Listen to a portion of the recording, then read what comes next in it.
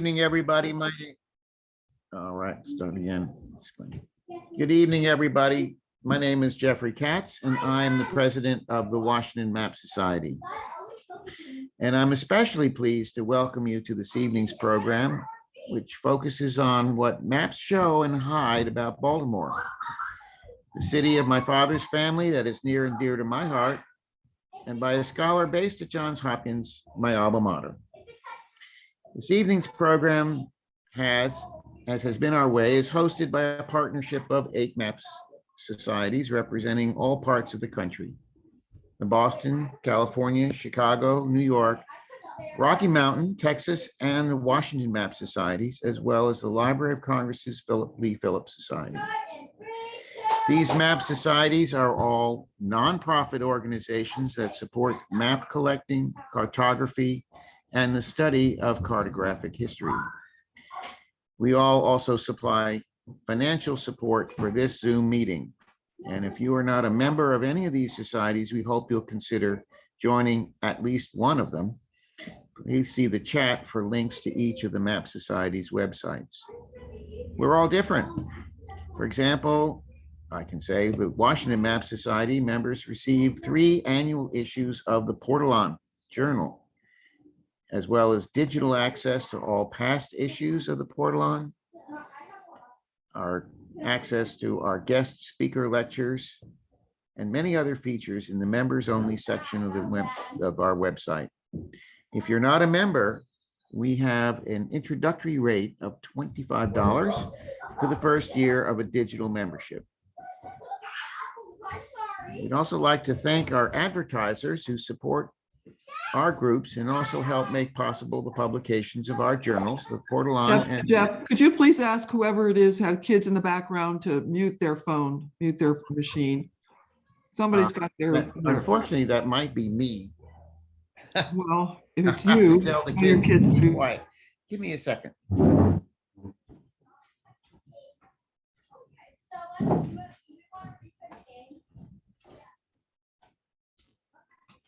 Girls, could you keep it down, please?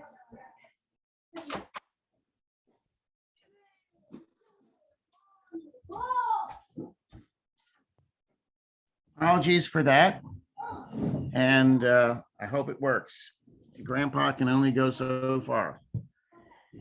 I was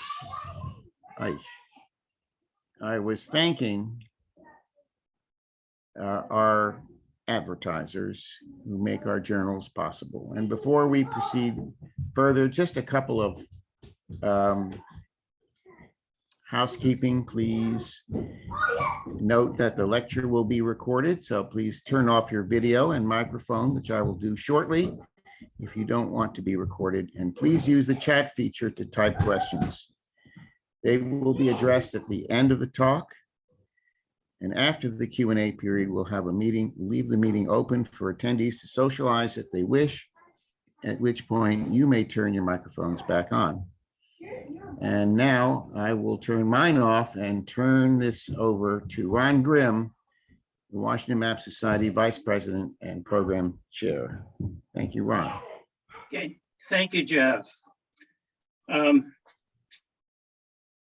In consultation with the other map societies, we have scheduled monthly Zoom meetings for the fall. We have meetings now scheduled September through December.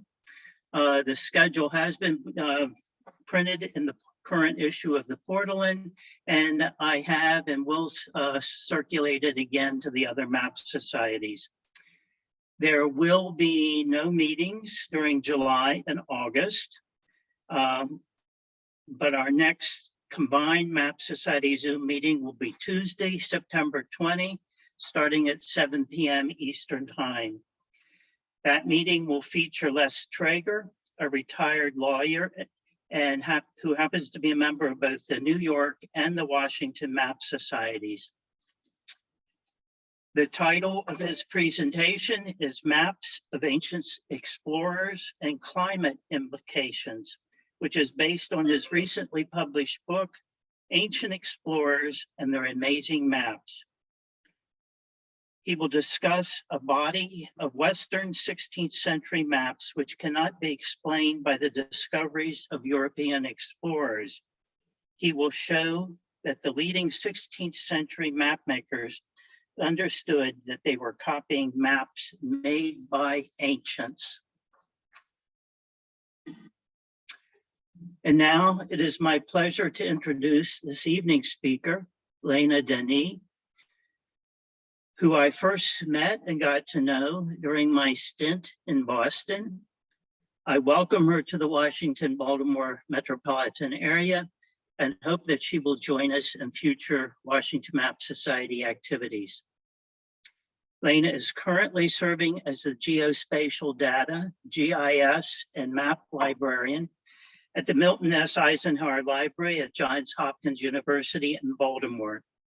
She previously worked at the Harvard Map Collection and served as a past president of the Boston Map Society. The title of her presentation is The Foundation and Gateway: What Maps Show and Hide About Baltimore and American History. She will provide a virtual tour of the Johns Hopkins University Sheridan Library's map collection, focusing on Baltimore as a city where maps reveal much more than a straightforward abstraction of geographical space. If you have questions, you may type them in the chat feature during the lecture. She will address a few of your questions at the conclusion of the presentation. I now turn the program over to Lena.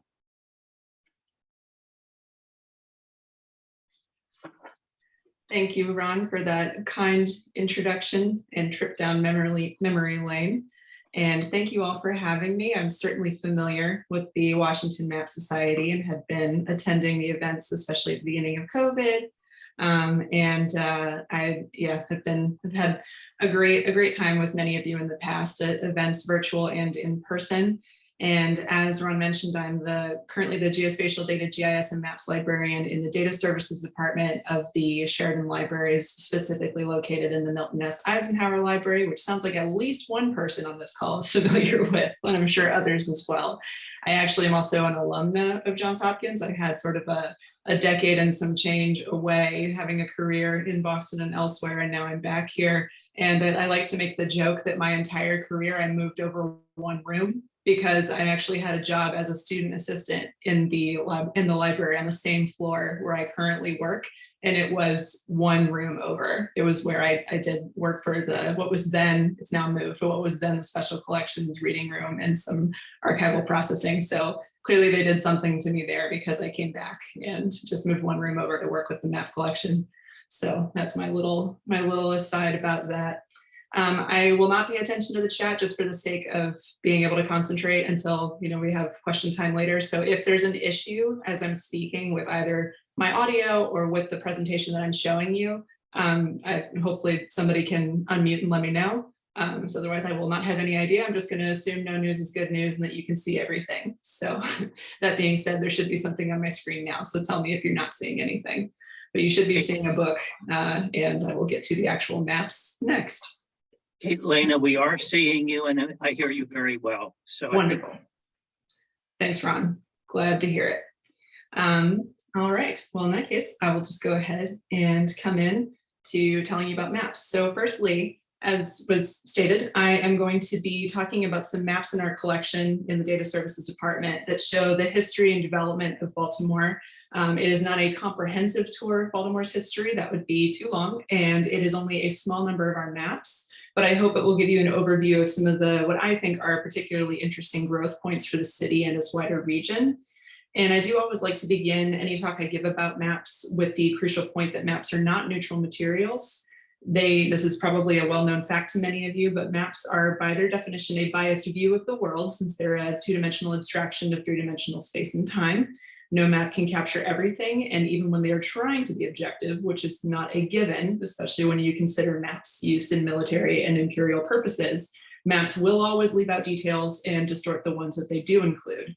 With all that in mind, I hope you'll see not only what maps of Baltimore have purported over their history to show explicitly, but also what they imply and what they hide. And I've chosen to discuss this according to the framework of the foundation and the gateway, which some of you may have already recognized the reference, but I will explain it in a little bit. And also I want to note that this is a story map, an ArcGIS story map with the public link that I will share with you at the end. So there are live links all throughout this, and I'm not going to be able to go through each one, but you will be able to look later if you're curious or you just want to fact check me on anything I say. So along the notes of maps and biases, et cetera, I like to start, as many presentations do these days, with a land acknowledgement.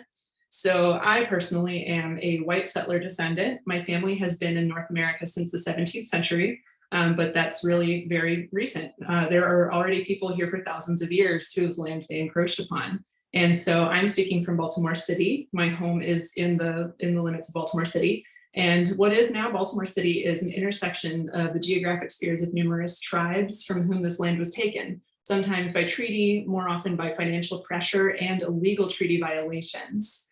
So this map shows some of their original, and some extant as well, but their original spread. This is showing the tribes of the Susquehannock people, the Nanticoke people who are on what's basically the eastern shore, and also the Piscataway people who are also referred to as the Piscataway. I've heard both pronunciations. When I've heard Indigenous people say it, they say Piscataway to my knowledge. So if anyone knows anything else about that and wants to correct me, that is fine, but I am doing the best that I know of with the research I've done on this. So if you look at the overlapping, unfortunately, they're all varying shades of green, so it's a little difficult to see in this case, but if you look at these overlapping shapes, you can see this because of a tool that I've cited here called Native Land Digital. It's a resource run out of Canada where you can use the website to see who once lived and still lives in your area.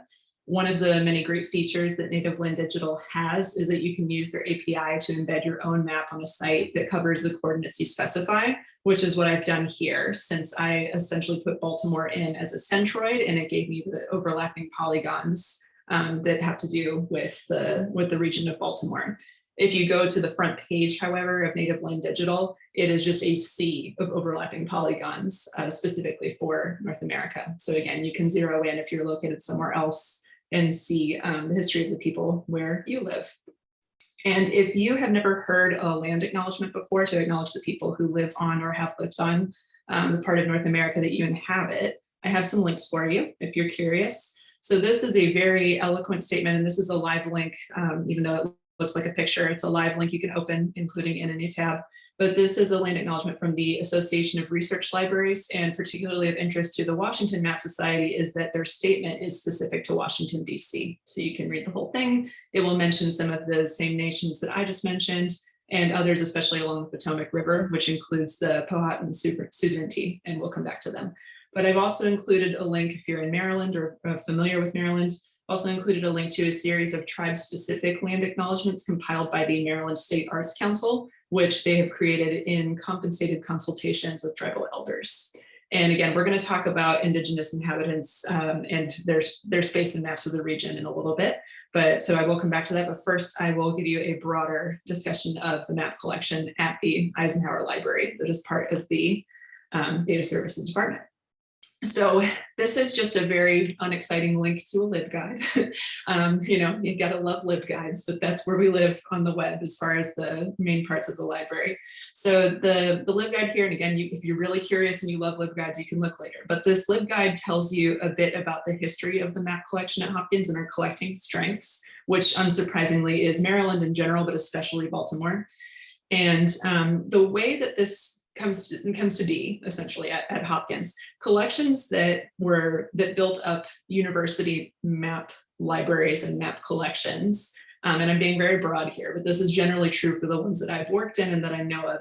They're often government deposits. They come in a special, what do I want to say, kind of a torrential deluge in the 60s to the 80s, essentially, although other decades as well. As far as I know, this is very common for academic research libraries. They are essentially World War II and Cold War stockpiles created through government and academic partnerships. And Hopkins is a very prime example of that. It's not the only one, but it's a prime example because of our university president, who was president including during World War II, Isaiah Bowman. And even if you're not familiar with Hopkins history, that may be a familiar name to you because he was the first director of the American Geographical Society. So you can imagine the overlap that universities like Hopkins had with major governmental and even non-governmental organizations that did a lot with map collecting. And also because of this connection, map collections tend to be part of government publications. They're considered government publications. They tend to be part of what used to be called GovDocs, which sometimes is still GovDocs, depending where you are in the university. And that is why they are in the data services department. If you notice, that's what I said. It's not a special collection. At Hopkins, maps we have special collections, of course, but maps are not in the special collections. There are, I'm saying that, of course, there are some fancy atlases and special collections that have maps in them, but my map collection is not located in special collections. It is considered a government publications collection, and therefore data services inherited it. And that's how I am a data librarian as well as a maps librarian.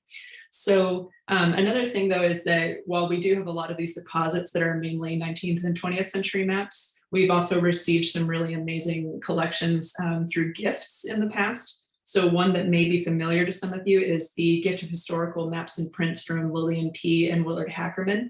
And if you're familiar with them, you may have gone to the Mapping Maryland exhibition that was at the Peabody Library and the Maryland Historical Society in various forms. And I think they've been probably exhibited elsewhere before that. I was not in the region, so I can't say that authoritatively. But the nice thing is that they did digitize, or they gave us money to digitize their materials, among others. So you'll see some scans later in this presentation of the things that they have. And there are many more examples of scanned maps from our collection in our digital repository, which is called J-Scholarship. And that's where, again, those links are all live in this presentation, and you can go and look at them, download them if you want, etc. So these maps are discoverable in our library catalog as well as in that repository. And I'll just mention real quick, we also have another newer collection. A new gift came in last year called the John and Linda Green map collection that I've been processing and got some nice press about within the university, that has really expanded. Essentially, these private collections do wonderful work for expanding the geographic and time span range of the collection we have. So that's been very exciting, and it gives me a lot more visuals to work from to give you a presentation like this.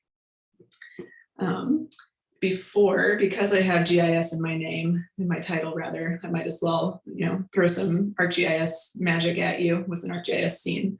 So before there was Baltimore, as I like to start off here, it's good to kind of get an idea of Maryland's geology and geography, because that does explain a lot about Baltimore's history, as you know, if you live in the area.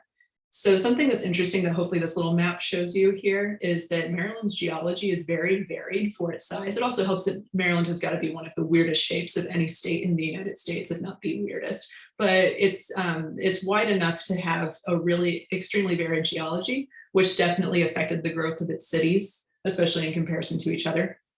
And if you look at this map here that's showing more of the elevation, the more GIS side of this on the left, where it's not just broken down here by regions, geological regions on the little map, you can see that there's a big change, even so, in elevation from the shoreline to the mountains. And, of course, this is the Appalachian Mountains, so that's not much of a surprise. But the other feature that was something I didn't really know much about until I moved here, really, and did some more research about this, is this dark green line that you can see here, which Baltimore sits on almost exactly. And this is the Atlantic Seaboard Fault Line. This changes, it's also basically the route of I-95, but the Seaboard Fault Line really changes the land very drastically and very quickly from these lowland, I think kind of like, I don't want to say swampy because that sounds mean, sounds like I'm calling the Eastern Shore a swamp, which is not what I mean, but these more kind of waterway adjacent areas that go to these drier fields, mountains, etc. But that's something that's really important about that is the presence of the rivers, which anybody who, even looking at a map and knowing nothing about this region, it's still pretty visually striking right away. So the rivers go extremely far inland, which is another thing that makes Baltimore really prominent that we'll come back to. And the mighty Susquehanna, as you might call it, which is, by the way, one of the most ancient rivers on Earth, is so prominent that you can see it even in these elevation models. And it's this very dark green line here. The drowned river valley, the ancient drowned river valley of the Susquehanna, is what becomes the Chesapeake Bay.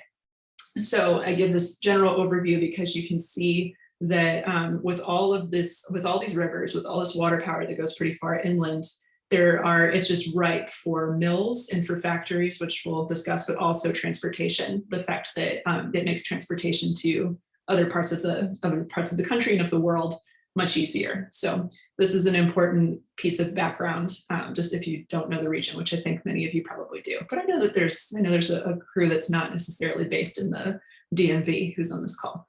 So I also think it's worth noting that where Baltimore fits in, if you look at this little node here, which is Baltimore, versus the other nodes of Wilmington and Philadelphia, and further up you can see New York City. So this is the area that is now Baltimore is extremely well located to take advantage. Pardon those titles, they will come back when they feel like it. This happens sometimes when you're presenting live on Zoom. It's just a lot of memory. But anyway, so Baltimore is, so the data that I'm showing you here, these little icons that are popping up that look like boats. This is a data layer that I got from the Living Atlas, Esri's Living Atlas of major roll-off, roll-on ports. And you see there's several of them that are more prominent in Baltimore City than in any other East Coast city, even, for example, New York. And the reason for that is that Baltimore is the deepest harbor that is the furthest west of any eastern seaboard port. So really deep, really far inland, which is really important because that connected it to all of the farmland in Maryland, but also in Pennsylvania and even further to the west, much better than any of the other cities on the eastern seaboard, which gave it immense power for trade, of course. It also, that was big enough because of shipping alone. And then once the railroads came in, which we'll come back to, that really supercharged Baltimore's power as a port. And also, just for fun, the color variations that you're now seeing here, this is a vegetation map. So just also making the point about how much the vegetation changes in Maryland from one place to another. And you can imagine that, especially with farmland, how rich and varied it makes this region, and just how many different kinds of crops can go out of the ships in Baltimore. So that general background is over, and now we will get to the pretty maps, not the ones I made, but the much older ones that someone else made, many other people made, and which you are probably here to see. So first, this is one of our gift maps. It's probably very familiar to you, and I have it zoomed in here, but then I will also show it more zoomed out.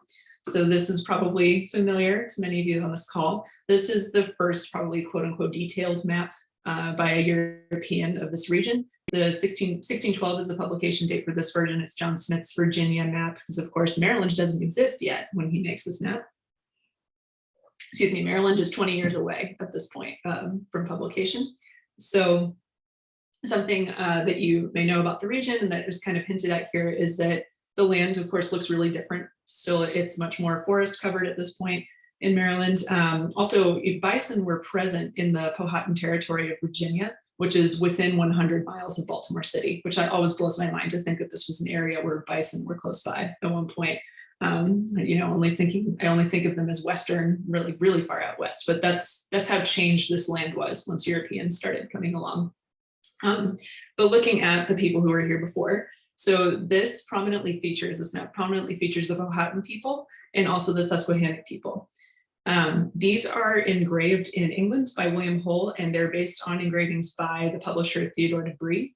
They are not made by anybody who had ever actually seen a Native American, these images. And de Brie was actually using artistic motifs from Brazil that are not accurate for North American tribes. They're actually not even that accurate for Brazil. They're based mainly on sensational accounts. And also, if you look at this, if you have an art history background, the figure that becomes the Susquehannock figure is a Mannerist European representation with this contrapposto stance that was really common at the time for art. This is purely artists having fun. This is not artists making a true ethnographic correct statement about what people looked like. And I started to mention these groups earlier. So the Pohatan Confederacy and the Piscataway people, who are also interrelated with the Nanticoke people who I mentioned being on the Eastern Shore. They speak an Algonquian language, and they are traditionally farmers who live along the waterways.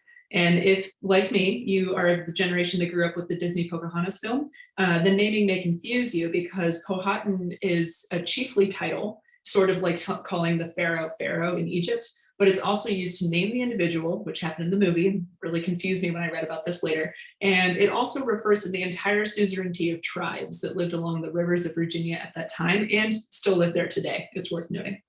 The Susquehannock people, on the other hand, who are also sometimes called the Conestoga, they spoke an Iroquoian language, and they were hunters. They were not waterway farmers, but hunters. That's why, if you saw, you may have noticed that map at the beginning, they have a really wide-ranging territory, which is typical for anybody who hunts. They have this very wide-ranging territory that from what is now Baltimore County, and it goes all the way into central Pennsylvania.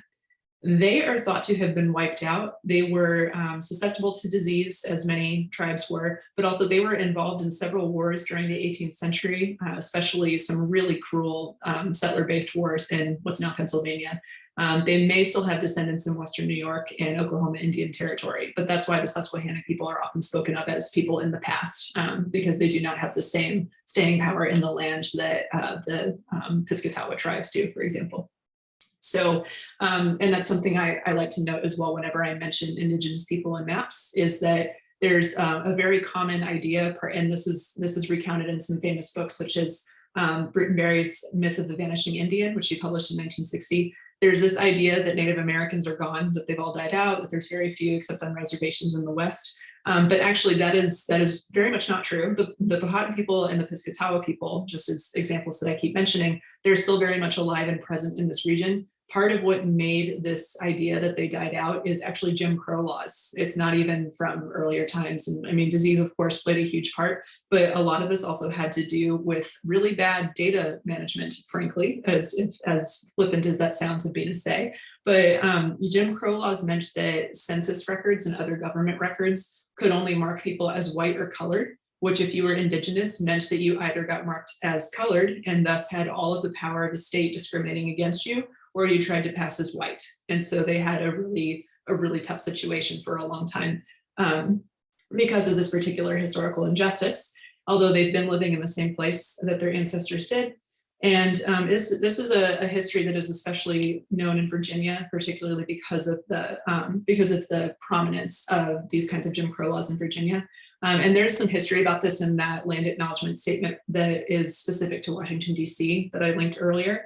But it's notable that after the Loving versus Virginia decision in 1967, which was what overturned the Racial Integrity Act, that is best known within the context of the civil rights movement for legalizing interracial marriage after a century-long ban. But it is also the reason that it's starting in the late 60s, the early 70s, around the time that the Indigenous, basically that Native American activism became really prominent in the United States. This is a big reason that people suddenly could put their status as descendants of these tribes on their birth certificates again to accurately reflect their heritage. And that's why there was a wave of tribal recognition starting in the 1980s. Federal recognition and state recognition are not the same, and federal has been slower. So it's an interesting story, but of course I won't get too far into it, but I just like to point that out, that it's really important to understand just how much these are caricatures that you're seeing on these old maps. They can be really interesting, but they're definitely not, sorry about that. They're definitely not things that you should take as truth, right, by any means. And these are some of the examples I mentioned earlier of these kind of stereotypical images that these other kinds of images are based on back in Europe. And again, really early images coming from Brazil, and they are, crass and not based in reality. So the other thing that is interesting, before I get to the Lord Baltimore map, the other thing to point out here is that even though this is a really early map of the region, and again, Maryland doesn't exist yet, so it's part of this general Virginia territory, the importance of the rivers here, their dendritic nature, I've seen them described as, which I think is pretty good. This is, of course, the settlement pattern, even when European settlers come along. And also the names of these indigenous groups and the names of their cities, they last for a long time, but they do generally start to disappear. They exist still in the names of the rivers themselves, but they do generally start to disappear as time goes on. And you'll see that as the maps get later and later. But now I will come to the next really great map in our collection on this topic, which is the Lord Baltimore Map, which you may have heard of before. And this is another one that I will also zoom in and out of so you can see it in better and in slightly more general detail. So John Ogilvie publishes this map in his America Atlas in this one is 1671. It's based on a 1635 version, which is very early. You do see Maryland here, and it's spelled out in Latin as Nova Terra Mariae. And I say it's early because the province of Maryland is given by charter to George Calvert, the first Baron Baltimore, in 1632. And it is almost immediately transferred to his son Cecil, the second Baron Baltimore, because George dies in an untimely fashion. So there is a reference to this on the text under this family crest. And it also refers to the family's other province, which is called Avalon and is in Newfoundland. Charles I grants this charter to the Baltimore family. They are a Catholic family. And he grants this to them as a 12 million acre refuge for English Catholics. Conveniently, despite, lest you think that Charles I was just caring about the well-being of Catholics, conveniently, this new colony also cut off the power of the Dutch colony of New Netherland to the north from expanding any further south, which was a really good thing for King Charles. And it is named for his wife, the Catholic Queen Consort Henrietta Maria. Oops, sorry, I keep doing that. So that's an important piece of the background there. And the Catholic Marylanders arrive on the 25th of March in 1634, which is Maryland Day. And that's when you get all kinds of fun colored bagels and other treats with the crazy Maryland flag all over them. And they arrive in St. Mary's City, which is down here. And the county names that you see, so Anne Arundel, Baltimore, et cetera, the county names all relate to the Calvert family and to their title. The family seal has this pattern that becomes part of the Maryland state flag. And their family motto is in archaic Italian, Fatimas e parole femmine, which literally means manly deeds, womanly words. It was apparently a well-known phrase in 17th century England, and George Calvert liked it and picked it for himself in 1622. It's generally understood, despite the literal translation, to mean strong deeds, gentle words. And you do still see it in some places as adopted mottos to this day. So it's also, even though this is not that long after the John Smith map, it's notable to see what changed over the previous decades. Not only that Maryland now exists, but also it has already had some boundary disputes and it will have more. The northern border for now is the 40th parallel, replaced by the Mason-Dixon line after Penn gets his charter, and that causes a border inconsistency that results in war. The southern border is the length of the Potomac River, which is still true, but there had been some serious issues with the Virginia colonists that included war plus a rebellion in 1650 when Protestant Virginians took over the Catholic colony, which was later restored to the Calvert family in 1658. And so this map is being published in the almost immediate aftermath of that turmoil. And after this map's publication, it happens again in the 1680s, and that time Catholic repression in Maryland continues really strongly all the way until the American Revolution. Also, if you're looking carefully at the Eastern Shore, there's no Delaware yet. That gets established a little while later by bisecting the Eastern Shore, and that happens just before the Mason-Dixon line is established. And I won't go into this again into a lot of detail, but note the references here to the tribes that we've already talked about. So it's interesting, you can kind of see who made them nervous and who didn't. The Piscataqua are mentioned here by the city that still bears their name and where they still live in what's now Prince George's County. But they're just kind of part of the background, part of the, they're just not very prominent, but they're listed here in Maryland. Their city is listed. The Susquehannocks, on the other hand, are up here given a little more prominence. They're off the map partly, of course, because this isn't Maryland, but they're still noted here with some care. And the reason for that is that the province of Maryland goes to war with the Susquehannocks in the 1640s, and the Susquehannocks defeat them. So there is then an uneasy peace settling in that lasts until they are all but wiped out by war and disease coming from the north, as I mentioned before. And the fact that they're given status in this part of the map, I think, speaks to that somewhat uneasy peace that they're in at the time that this map was first published, essentially. You can also see some key Virginia history in this map, even though we're in Maryland now officially. Jamestown is on here, the first permanent settlement, of course, of British America, as built in 1607, but also Point Comfort is on here. And that is the site where the first African captives of British America are taken in 1619 to be enslaved. Maryland followed suit when the first African captives were brought to St. Mary's City in 1642. And in 1664, Charles Calvert, third Baron Baltimore, approves Assembly Rule, which establishes perpetual slavery. And that begins the chattel slavery of the Chesapeake Bay plantations in the time period covered by this map. And I don't have to tell you that the ramifications of chattel slavery as it was established in the Chesapeake region was devastating for this country and is something that we're all still grappling with the consequences of. So John Smith's map continues for a long time still to be a key map for a lot of reasons. So if you're looking at this, it looks generally familiar, and that's why. So it's reinterpreted several times, especially as the colonial boundaries expand. But this last one is the 1676 map by John Speed, for his Atlas of the Empire of Great Britain. And it's in much the same vein as the two maps you've just seen, but it shows an interesting detail, which is that Baltimore is in the wrong place. And that is because this is old Baltimore. And I say that in a glossary. Here we go, Baltimore town. So this is not where Baltimore is now. You will not find it. So this is now the Aberdeen Proving Ground. And the reason that the location shifts is that the manors and the plantations of the old families shift, and that shifts the county names as well. This is also not Baltimore County. Baltimore County's down, well, some of this is Baltimore County, but it's really a little further south than that. So it's just interesting because a lot of this has to do, again, with the names of the people themselves. A lot of this area is essentially private farms and private settlements, and that slowly gets incorporated over the course of the next 2 centuries into real cities, but it explains a lot of city history. There are actually several places, if you look at the map carefully, that are using the name Baltimore in some way. And the town that we now know as Baltimore City doesn't get established by charter until 1729, although the port was established back in 1706. So the charter is 1729, Baltimore town is established 1730, and it doesn't become an officially incorporated city with lawmaking power until 1797. So, but of course, as you know, map designs were a little slower to change in these days rather than now. So we do not see Baltimore on the Patapsco River in its rightful place for a couple more decades. And speaking of which, I have here what I believe is one of the first appearances. It's the first that I know of in my collection. If anybody has an earlier one, you are more than welcome to share it with me. I'd love to be corrected on this. But the earliest that I could find in the Hawkins collection, which is a pretty good one, as you can imagine, for Baltimore history, although there may be others, the Thomas Kitchen 1757 map for the London Magazine is what this is.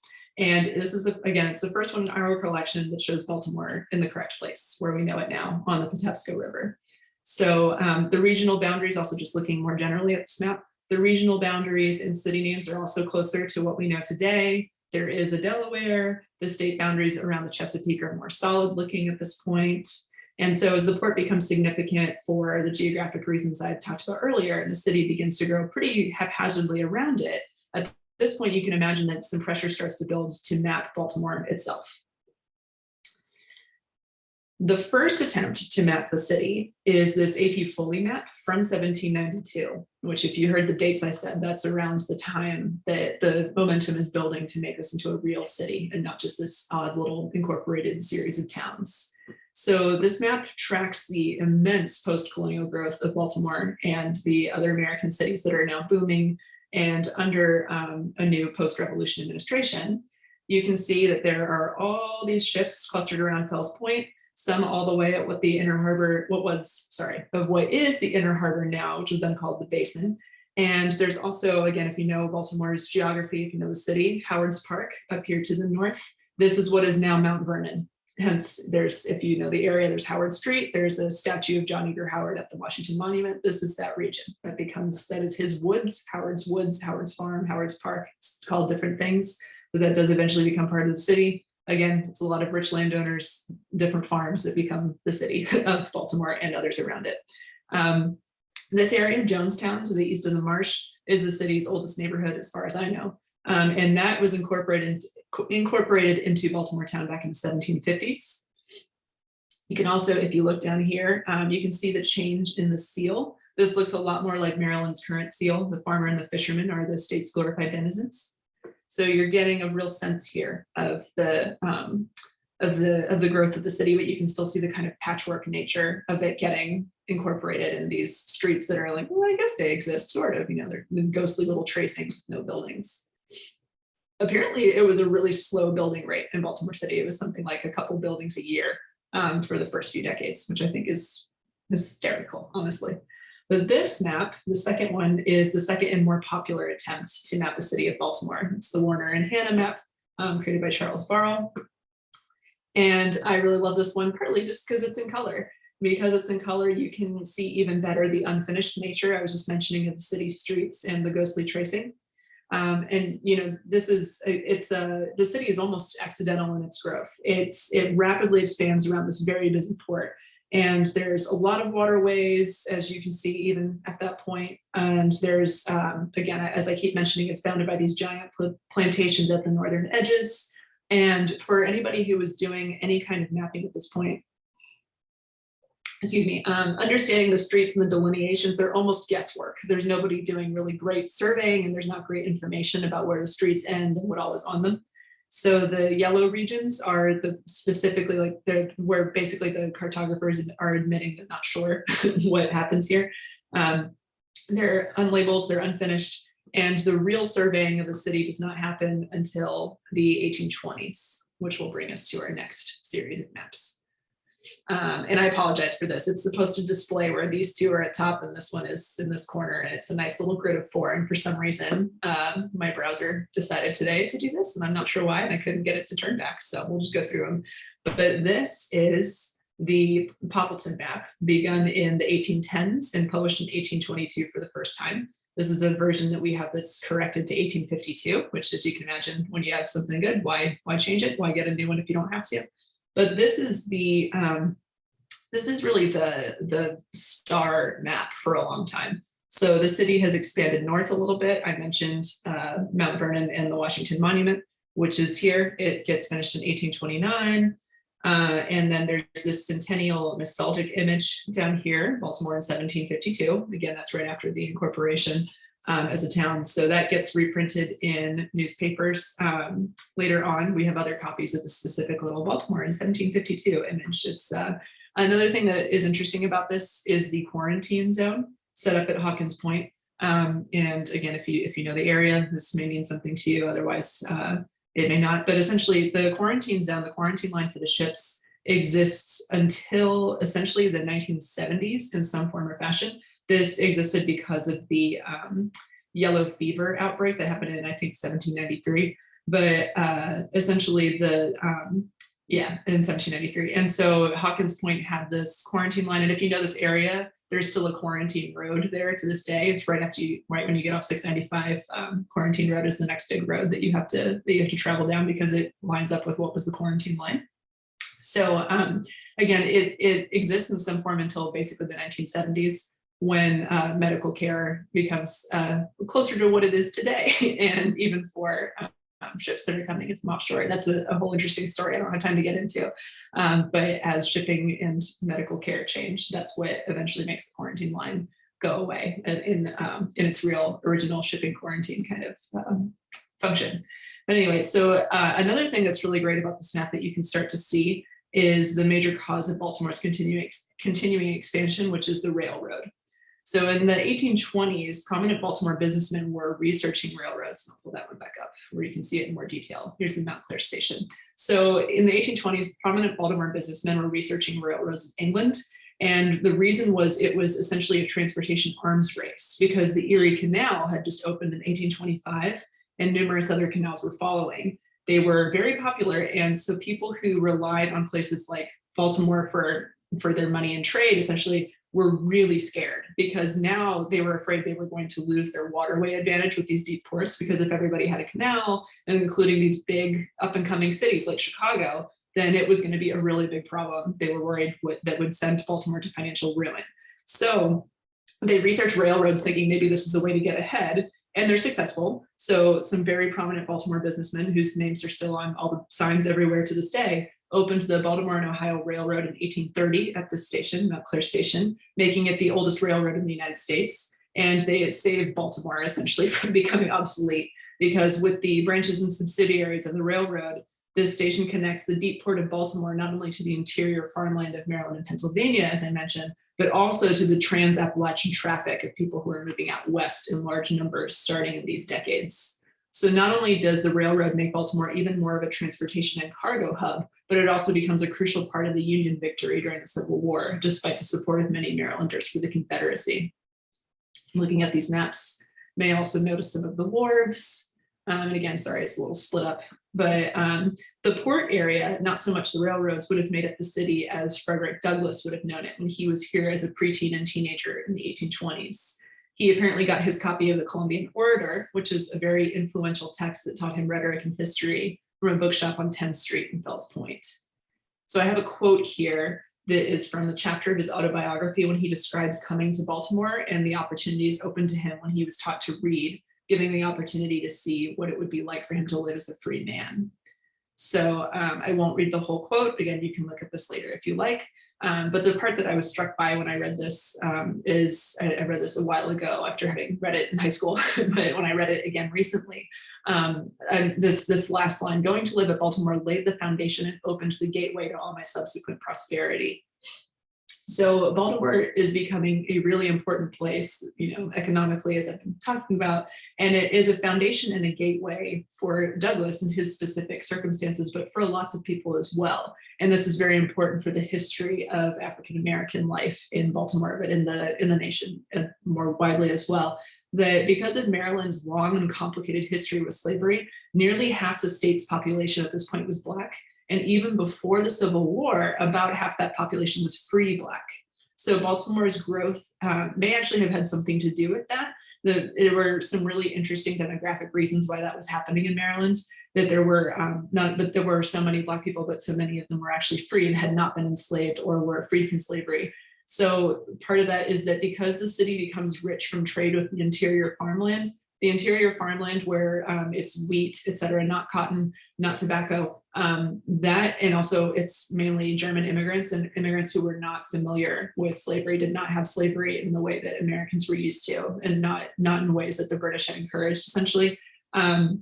Slave labor was not a big deal in the way that it was in the tobacco planting areas, for example, in Western Maryland or in Pennsylvania. And so there was more abolitionist sympathy just along economic lines. And I'm very vastly oversimplifying history here, but just generally speaking, this is a belief that Baltimore may have had an effect on this because of that fact.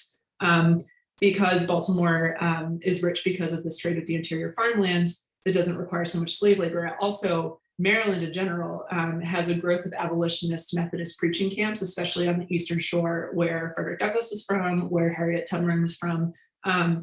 More and more wealthy Marylanders were manumitting the people that they enslaved, usually freeing them upon death. And slavery maybe was just not as profitable in Baltimore, in particular in the mid-19th century economy, as it had been. And of course, there was a growing moral objection to it. And the tensions over this with the wealthy planter class, since there were lots of plantations around Baltimore City, these individual large plantations, this would split opinion in Maryland very widely over slavery and the Civil War as a whole. While it's a bit debated how much ordinary Marylanders supported the Confederacy, I've seen more recent research that has been way overblown and that most Marylanders were indeed Unionists. Maryland did have a lot of very powerful and important Confederate sympathizers, even though it was not a Confederate state during the war. And this paved the way, among other things, for the many Confederate monuments that were built in Baltimore in the Reconstruction decades after the Civil War. So the city keeps growing and growing. It gains about 20,000 people after the Civil War and continues to expand to accommodate all the resulting industry, which is a pattern that you can start seeing here.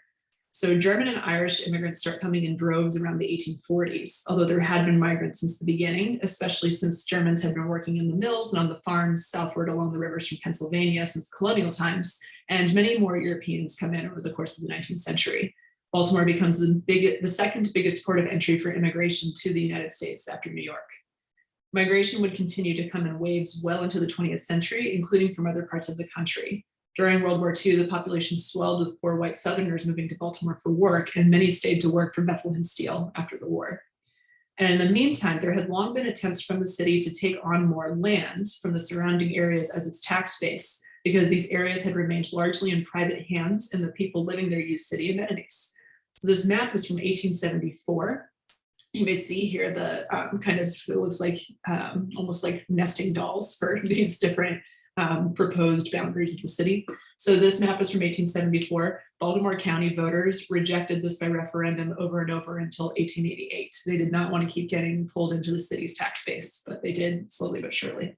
And as a side note, if you have Hopkins affiliations, you can see Johns Hopkins Hospital labeled in its current location in East Baltimore. And the university and hospital had originally been planned for Hopkins Clifton Estates up here, but for financial management reasons after his death, the hospital was moved to the site of a previous city hospital in East Baltimore in the 1870s, and the university was built where it is now on the former Homewood Estate up here, on the former Homewood Estate in 1902, which was still private land at this point. And so continuing down here for a moment, I've got some more about civil rights heritage. So this is obviously a topic that is really interesting to me, but just don't have time to go into it. So adding to the population of free blacks before and during the Civil War, as also all these European immigrants are coming in, there are lots more Black migrants coming to the city, including as part of the Great Migration from Southern cities that goes into the 20th century. The Black community in Baltimore was very influential and very educated. And during Reconstruction, many Black Baltimoreans fought discrimination successfully through legal means and community organizing. In response, white Baltimore struck back, as did the rest of the country, with terrorist acts of intimidation and Jim Crow laws. And I don't have time to go into this very carefully at all, but there is a link here that I've given you to a really great site that uses maps and historical documents to trace the progress of the Black community, as well as how segregation shrank where the Black community could live and work, and how the fight for civil rights essentially never stopped.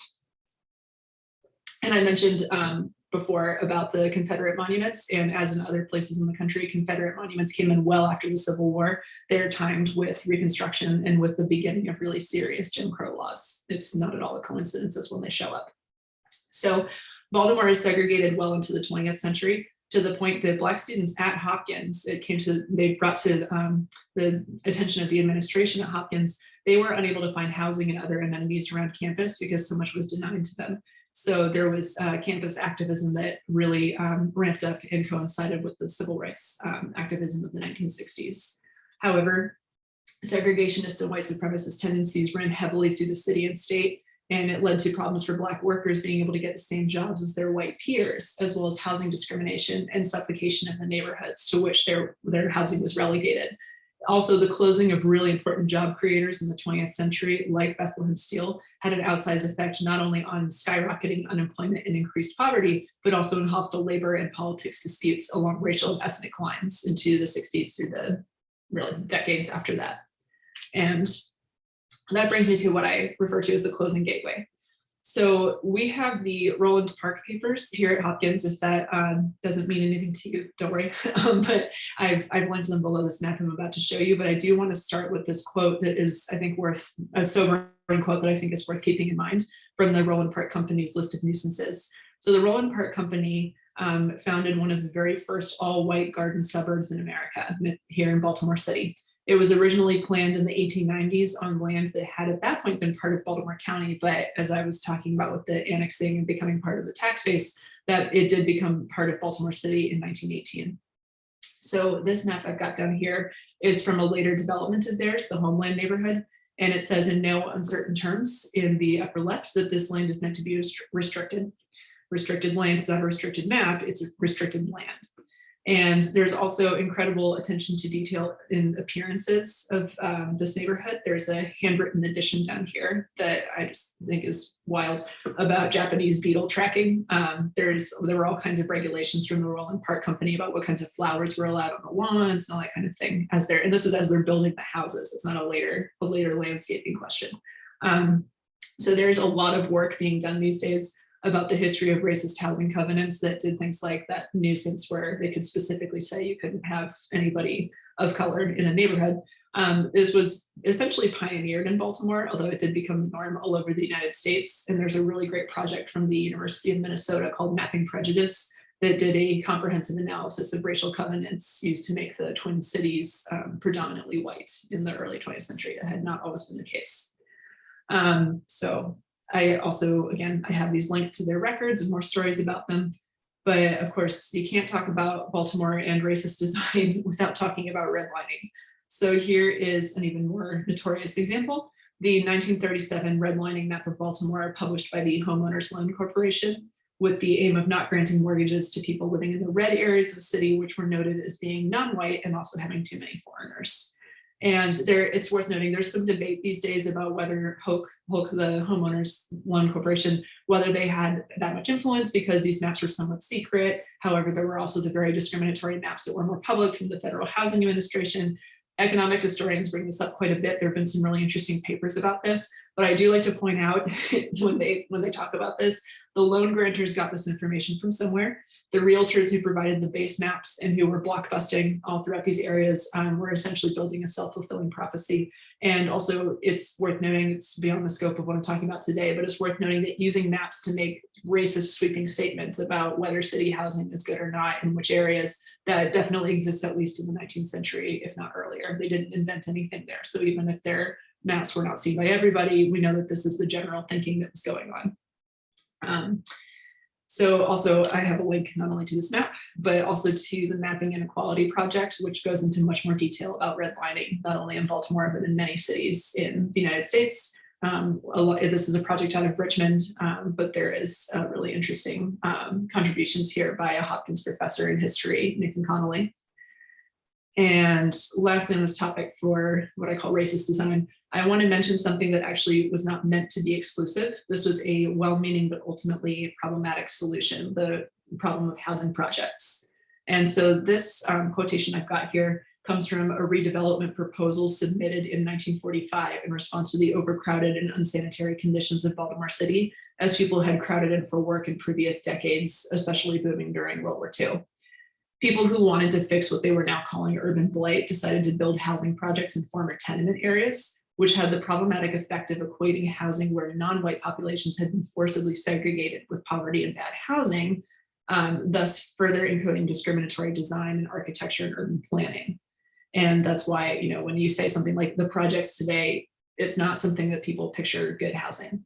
And I've got this little swipe feature to show this is what I like to talk about as the beginning of maps that essentially function as self-fulfilling prophecy, where the non-white areas and the blighted areas are listed as the same.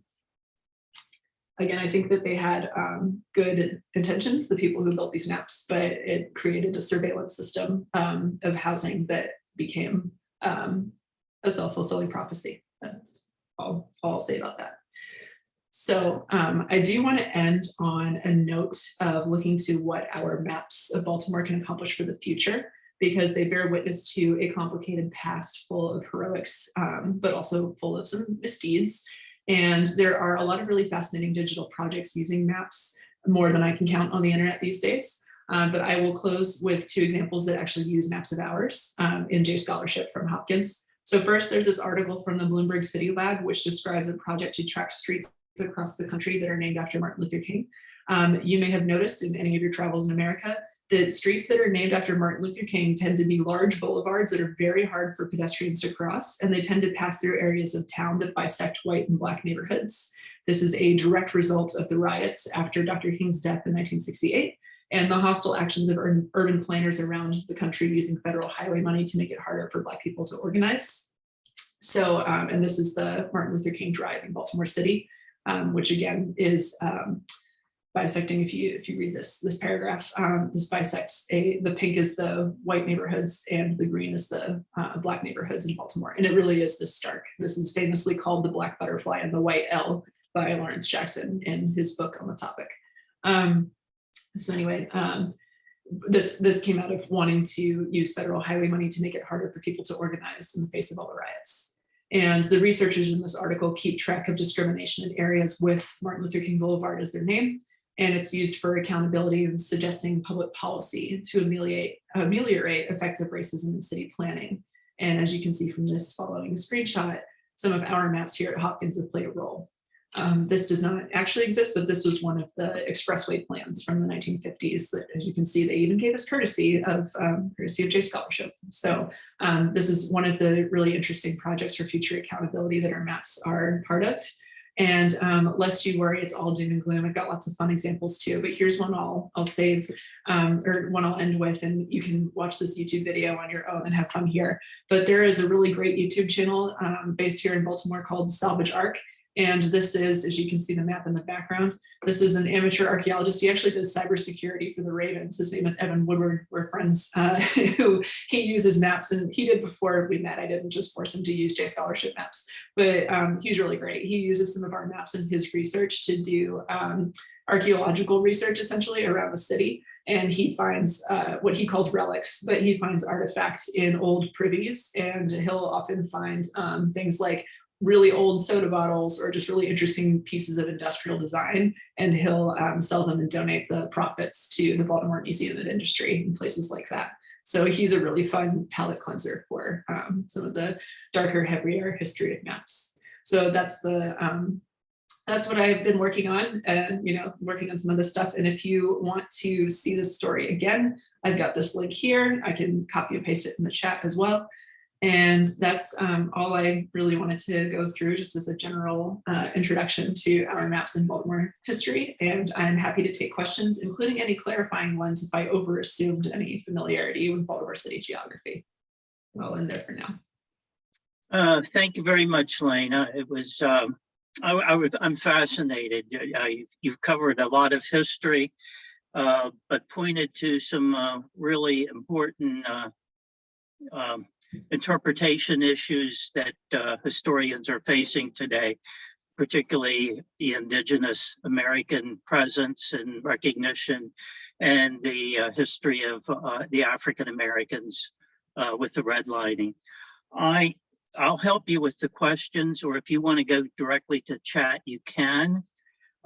First of all, I have two sort of, I guess I'd say just basic questions.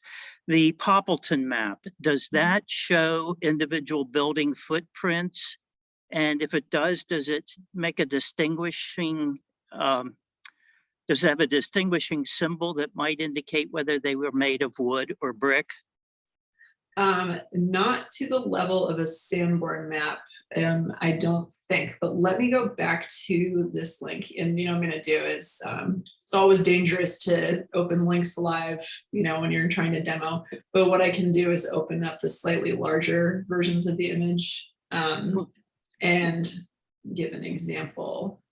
The reason I ask, for Boston in the 1850s, there is the McIntyre and the Slater maps, which have the outlines of buildings. And then if you look closely, there are different patterns which might suggest construction material, sort of a forerunner of the fire insurance maps. That's really interesting. I'm not quite sure I can tell from that, but it may not be. Yeah, I don't know. That sounds, I would like to look in more detail now that you've brought that possibility to my attention. I frankly have not looked that closely, but you absolutely should. Make sure everyone gets the link to this, and I can look at that too, because I hadn't noticed that before, but it may just be that I hadn't noticed it and it's there. So thank you for bringing that thought to my mind, and I will look. Okay. Now there are several questions here, or some comments. Let's see if I can go back. Sure. Did you have a second question, Ron? Did you say you had two? I'll pass on that. Okay. Go to some of the others. Okay, sure. Lawrence Stetler asks, what is the blue avenue surrounding the city? That was fairly early in your talk. I think that was the 1830s or so. Okay, sure. Let's see. Was it? Oh, is it this maybe? Okay, yes. So this is one of the. No, actually, I think it's the one before that. Oh, before this? Okay. Before so that. The Poppleton again? Yes, right there. Oh, yeah. Okay, so this is the this is the boundary line at this point. Here, I'll go back to the, oops, sorry. Let me go back to a better this is the problem with these not being stitched as one, is that it's can take a minute to find the right one for the sake of demoing. Here we go. Yeah, so that that's the line of the city at that point. There's the there, let's see, what does that say again? Yeah, plat. Something Avenue. It's all cut off and it messes me up. But this is essentially, I think this is North Avenue at this point. Let me look at this again. But this is the northern boundary. Yeah, so this is the boundary of the city, which had just continued going north away from the water as time went on. Yeah, North Avenue. For a second, I couldn't find the north anywhere, and I thought, do I know the name of this town? But were you saying something, Ron? Sorry. No, I think that the double space looks like an avenue, I guess, so yes. Oh yeah, some of that might be transportation as well. It might be The blue line, see it? Avenue, Yeah. avenue, tree. yeah. So it's Oh, the outline. mhm. Yeah, it's something plated. It's I gotta go back. Let me look at the broader one again. All together, because I'm having trouble because it's kind of cut off, you know, so that says something like preferred. I think it's also referring to a desired established boundary.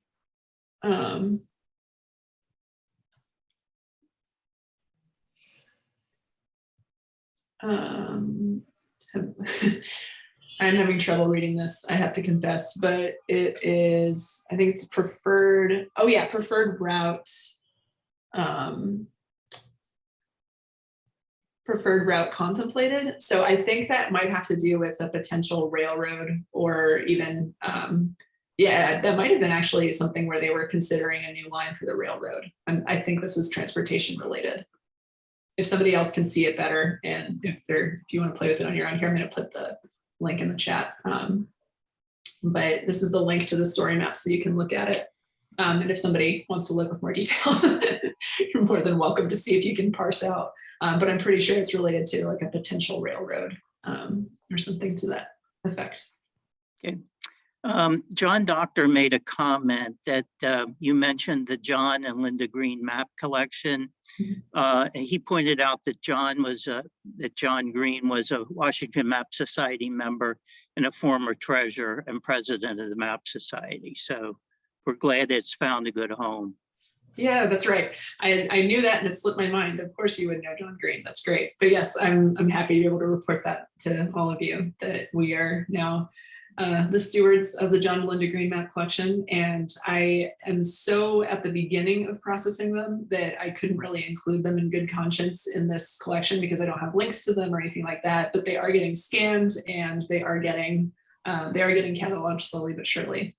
So I hope to be able to do another presentation incorporating them at some point.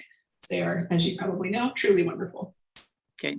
Lawrence also pointed out that there is a community named Brooklyn in Baltimore. I guess that is Yes. interesting for the naming of some of the communities. Yes, absolutely. Yeah, it's it's in the southern part of the city, close to Curtis Bay. And so another one of those parts where the shipping related industry was really important. Yeah, I don't know the history of that, honestly, of why it's called Brooklyn. It's one of those things I should probably look up at some point. I keep forgetting. If you know the history, I'd love to hear it. But yes, it is interesting, isn't it? And Brooklyn and Maryland have a fun history because of the old line, if you know your Revolutionary War history, which I know some of you do. So yeah. Okay. Tom Sander pointed out that the Portland 99 had an article about the Poppleton map. So I'm going to need to look at that. So thanks, Tom. Perfect. Okay, then Martha Holder said, but there are illustrations of structures. Perhaps there's some indication by X reference illustrations where they are located on the map. I would comment in regard to the Boston map that's similar. No, there is no indication where the illustrations are located on the map. But okay.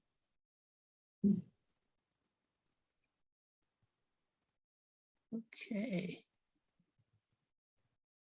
Oh, and then Tom says you're welcome to come back and present your study on the John Green collection. Yay, thank you. Okay, we are running a little late, so let me just thank you. And we have a few gifts for you. And I was fortunate to be able to find Baltimore-oriented gifts. So Oh, first of all, there's a set of note cards by Territory, which has the image of Baltimore. Did I say Boston? I'm sorry. And then a cut line map with an outline of Baltimore streets as well. So now you can add those to your collection. oh, thanks. That's so nice. Oh, so kind. Okay, so at this point, if people would like to ask a few more questions or socialize, we can open it up.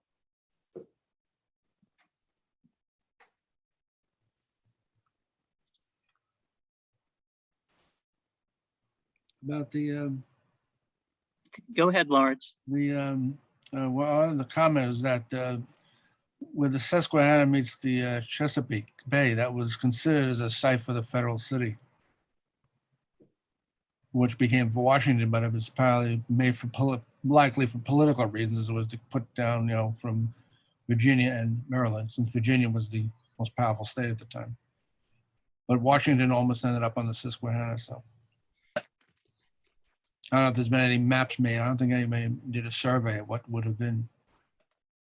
That's interesting. I didn't know that. Oh, this is cool. I've never been in one of these little views before where you can see the where I'm a picture frame. That's neat. But I didn't know that about the Susquehanna, about the Susquehanna site. That's really interesting. I was just reading about the surveying of Washington earlier, but I hadn't learned that part. This is fun. Someone's really been learning their Zoom techniques. Did I see that there was someone with a raised hand? Go ahead. Yeah, you mentioned about Brooklyn being in Baltimore, in Oakland, California, where I'm from, basically. There's also an area known as Brooklyn. Going way back, it was inhabited mostly by seafaring guys. And a lot of the houses in that area have things like wood carved as rope and anchors and such in some of the old Victorian houses. Unfortunately, a lot of them were torn down during urban renewal in the 1970s, similar to what you experienced there in Baltimore, where low-income housing was all destroyed. And for years, it was just vacant lots. And so I just wanted to mention, this is my first meeting. I just joined the society, and very interesting talk. Thank you. Thanks. Well, we're glad to have you, and thanks for joining us tonight. Ron Decker, can you hear me? Yes. Yeah, I have a question. I'm curious about when Baltimore City and Baltimore County were separated, the boundaries appear to be geographic straight lines and not following any kind of topography. Wonder, do you know who set the dividing lines between the city and the county, and is that what do you know about that particular subject? The short answer is not enough. I think I read about that at one point, and I've drawn a complete blank. There were those different dates where there's the town incorporation and then the city incorporation that I threw at you. But I honestly don't remember. And some of it, as the maps are kind of showing, is sort of after the fact. Some of it is things like there's already a Jonestown, there's already a Fells Point, which at that point were not all that close to each other. And so there's a strange geography around the harbor. So I think that was one of those things where, as I mentioned, Baltimore County kind of moved and the shapes changed as time went on. How exactly that was determined, I think that part was, a lot of that was property sale, and there were different companies that built the neighborhoods that became other parts of Baltimore City. So I think that was from what I understand, that was a concerted effort after the fact. But I honestly should know more about that than I do. I'm not really sure, who it was who decided it's going to be this street that is the dividing line on the eastern side and this on the western side. And then as you heard, there's the city, and saw some examples, there's those city maps that keep proposing the new boundaries, which I assume they did in that kind of rectangular way just to simplify things. But I don't actually know the history of that as well as I should. And so thank you for the question, because I will be prepared next time. I will look into that more, because I should know that, but I'm not actually sure exactly who determined what line was where and why Baltimore is a perfect rectangle on 3 of its 4 sides. One comment I would add, John Reps did a book a number of years ago called Tidewater Towns. And many of the towns that were laid out in the colonial period tended to have rectangular boundaries. Original Alexandria, original Fredericksburg, original Richmond were rectangles fronting on the river. So I would assume it was a customary pattern in the Chesapeake at that time, but it's probably worth more research. Mm-hmm. That sounds good to me as a hypothesis for the moment. But yes, I'll do more research.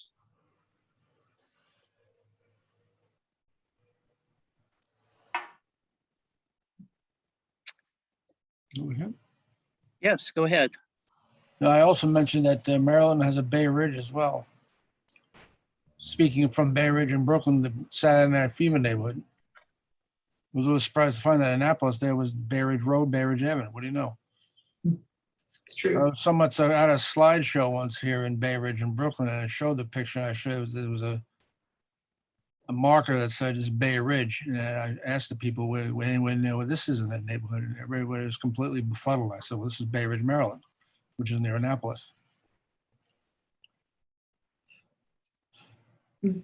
Back, Lena, back to the previous discussion about rectangular boundaries. And I'm just kind of flashbacking to when I was at Doggy, and I'm thinking about, there was some discussion once about how they drew the lines, and it's maybe down back to the point of the Tidewater towns all being rectangular, but there's some discussion how, like, the city of Philadelphia, their city boundaries expanded as the city grew. And there was some discussion about the tax base and the changes in the tax base and how some cities survived and others didn't. And so you may want to look actually at some dissertations at Hopkins, because I just recall that there was some, I can't quite remember specifically, but you may want to look into that if it indeed is something that's interesting. Yeah, sure. Thank you. One of the odder neighborhood names in Baltimore is Canton. And I can assume that was directly related to the early trade with China in the early 19th century. Yes, it was. Yeah, and O'Donnell Street is because the founder was O'Donnell, who, that was that company, that private company came out of his plantation. That's another one of those odd cases of the city getting incorporated through these various farms with these very far-flung connections. But yeah, that's an interesting one. And it is a great neighborhood. It's a lot of fun, but it's some very good restaurants there. I saw someone was raising a hand. Yes. Jonathan, unmute yourself. Okay. In the beginning, Washington competed with Baltimore for access to the Western trade. Washington counted on the canal and Baltimore counted on the railroad. And the railroad beat the canal, but the first railroad successful from Baltimore to